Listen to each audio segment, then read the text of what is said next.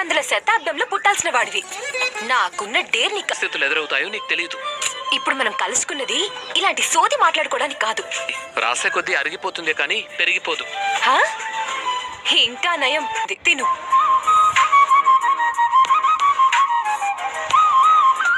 చూడు, ఇప్పుడు నువ్వే నాకు తినిపించాలి, లేకపోతే నేను అస్సలు వదలను. ఏమని అనాలని తోచని క్షణాలివి, ఏ తలపో మొదలయ్యే మౌనమిలా ఏవో. ఇప్పుడు పార్లర్కి ఎందుకండి? నిప్పు ముట్టుకుంటానంటే చూస్తూ చూస్తూ ఊరికే ముట్టుకొనిస్తామా? బెదిరించైనా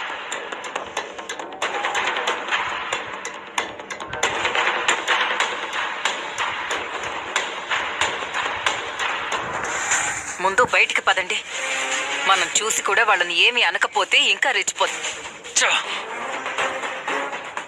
నాకొచ్చే కోపానికి వారి కొడుకుతోనే శృతి పెళ్లి జరగాలి. ముందు ఆ ప్రయత్నం వెంటనే జరగాలి.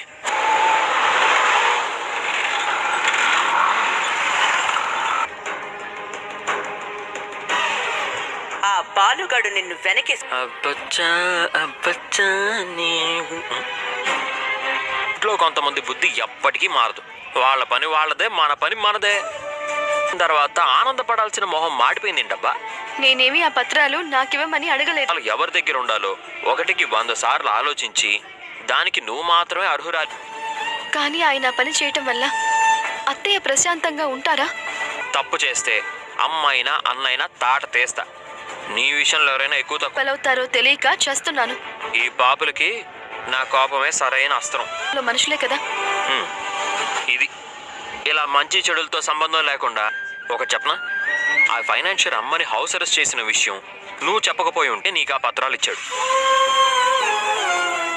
నా పెళ్ళం గొప్పతనం ఎవరైనా ఇప్పుడు అనొచ్చా పోలగంప అని?